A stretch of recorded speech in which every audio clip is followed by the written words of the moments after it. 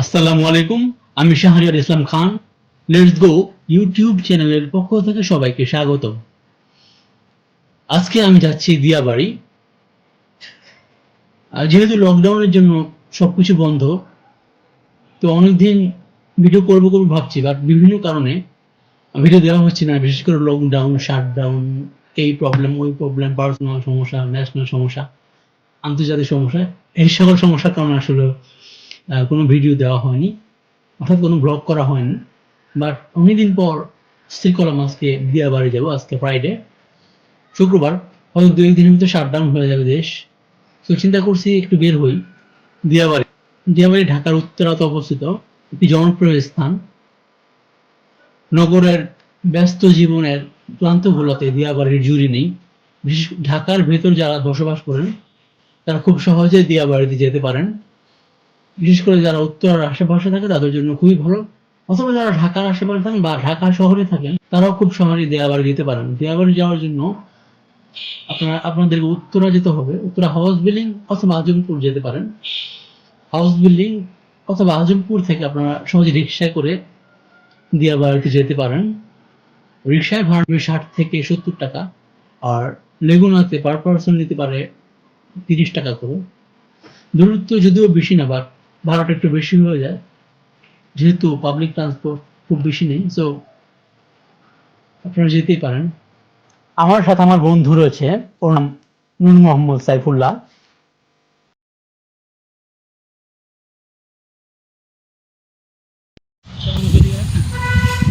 আসসালামু আলাইকুম dear viewers, আমরা এখন যাচ্ছি দিয়াবাড়ির উদ্দেশ্যে।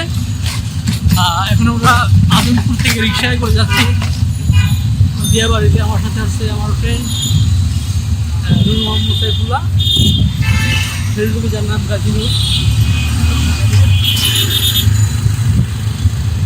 দেখা যায় ক্যামেরা, দেখা যায়।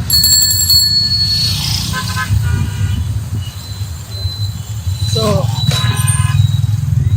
Let's see the blog. আপনারা দেখতে পাচ্ছেন আমরা রিক্সায় করে আজমপুর থেকে দিয়াবাড়ি যাচ্ছি। এখান থেকে দিয়াবাড়ির ভাড়া 70 টাকা, আর অবশ্যই বার্গেনিং করে নেবেন। ভাড়া অনেক সময় অনেক বেশি চাইতে পারে।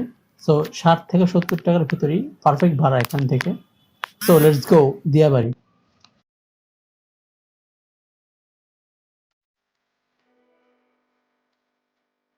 আমরা এখন চলে এসেছি দিয়াবাড়ি। দিয়াবাড়িতে উল্লেখ করার মতো স্থান হচ্ছে দিয়াবাড়ির লেকগুলো। খুবই চমৎকার লেক। লেকগুলো, পানিগুলো খুব বেশি স্বচ্ছ এবং খুব বেশি বড় না, খুব ছোট না, মাঝারি আকৃতির লেকগুলো। এবং লেকের পাশে অনেকে বসে গল্প করে, অনেকে ছবি তোলে। ফ্রাইডে স্যাটারডেতে এখানে লোকজন বেশি হয়। নর্মালি তেমন লোক হয় না, একটু কম। এখন লকডাউনের জন্য যেহেতু লোকের সমাগম একটু কম, বাট বিকেল বেলাতে একটু লোক বাড়ে সকালের তুলনায়। যে বাড়িতে ঘোরার সবচেয়ে পারফেক্ট সময় হচ্ছে শরৎকাল, বিকজ শরৎকালে এখানে কাশফুল ফুটে থাকে। এই খোলা মাঠের প্রতিটি জায়গায় কাশফুলে পরিবেষ্টিত হয় এবং চমৎকার লাগে কাশফুলগুলো দেখতে। কাশফুলের ভেতর দিয়ে আপনি যদি রাইড করেন মোটরসাইকেল চালিয়ে অথবা রিক্সায় অথবা হেঁটে যান, তাহলে আপনার কাছে খুবই ভালো লাগবে। ঢাকা সিটির ভেতর একসাথে এতগুলো কাশফুল আর কোথাও পাবেন না। আই থিঙ্ক কাশফুলের জন্য দিয়াবাড়ি হচ্ছে বেস্ট প্লেস। যারা কাশফুল পছন্দ করেন, প্রকৃতি পছন্দ করেন, তাদের জন্য Diabari one of the best place I think. দিয়াবাড়ির আরেকটি চমৎকার জিনিস হচ্ছে এখানে রাস্তাগুলো হাঁটার মতো ভালো, মানে হাঁটার প্লেস রয়েছে এখানে। খুব বেশি গাড়ি ঘোড়া নেই, সো আপনাকে খুব ডিস্টার্ব করবে না। আপনি যদি ফ্যামিলি নিয়ে আসেন, তো সহজেই একটি বিকেল টাইম পাস করার জন্য আদর্শ প্লেস হতেই পারে। তাছাড়া দিয়াবাড়ির আরেকটি চমৎকার দৃশ্য হচ্ছে আপনার বিল্ডিং গুলো দেখতে পাচ্ছেন পেছনে। এটি একটি প্রজেক্ট, রাজুকের প্রজেক্ট। রাজুকের প্রজেক্ট খুবই চমৎকার। এখানে আসলে মনে হবে আপনি কোনো উন্নত দেশে এসেছেন, ইউরোপ আমেরিকাতে এসেছেন। আর প্রজেক্টটা খুবই চমৎকার হচ্ছে এবং গোছালো ভাবে হচ্ছে। সো আমরা প্রজেক্ট অনেকটা টাইম পাস করলাম এবং কিছু ভিডিও ধারণ করেছি, আপনারা দেখতে পাচ্ছেন।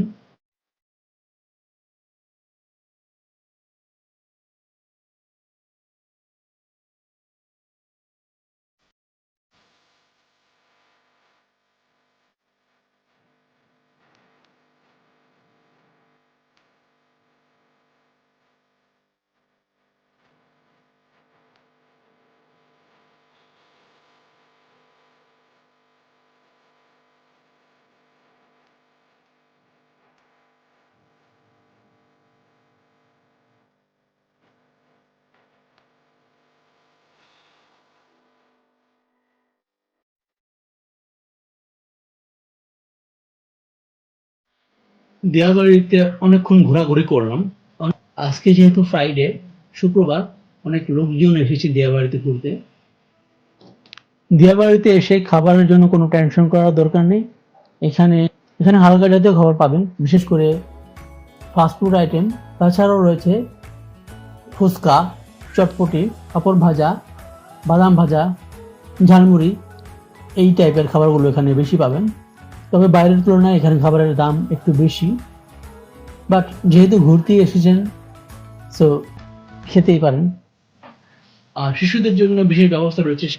শিশুদের জন্য গ্রাম্য মেলার মতো নাগরদোলা রয়েছে, কিছু টুকটাক রাইড রয়েছে, এবং আমরা আসলে বন্ধু পেরেছি, শুট করেছি অনেকগুলো, পারফেক্টলি শুট করতে পারি না, অনেকদিন প্র্যাকটিস নিয়ে, বাট অনেকগুলো ফুটিয়েছি। এখানে আরেকটি আকর্ষণীয় জিনিস হচ্ছে রোড রাইড করতে পারেন। রোড রাইড আপনাদেরকে টাকা দিয়ে করতে হবে, পার আওয়ার হিসেবে রোড রাইড গুলো আপনারা করতে পারেন। আপনারা যারা নৌকা ভ্রমণ পছন্দ করে, লেকে স্বচ্ছ পানিতে, লেকে চমৎকার পানির ভিতরে আপনারা রোড রাইড করতে পারেন। আরো কিছু কাজ করতে পারেন।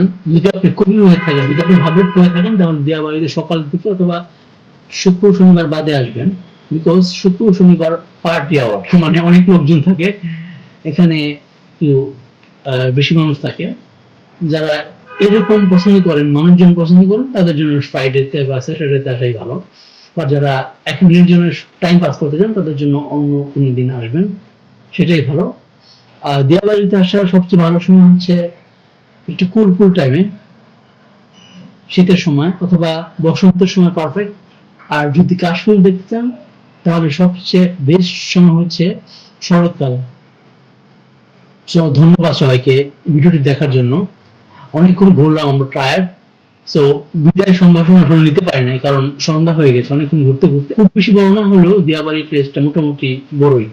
সো অনেক ভিডিও করতে, সো হেঁটে হেঁটে ভিডিও করে সবকিছু দেখাতে অনেক সময় চলে গেছে। সন্ধ্যার পর আসলে এখানে থাকা মেবি নিরাপদ না, আমি শুনেছি, যদি আমি কনফার্ম, আমার কাছে মনে হয়েছে জায়গাটা নিরাপদ।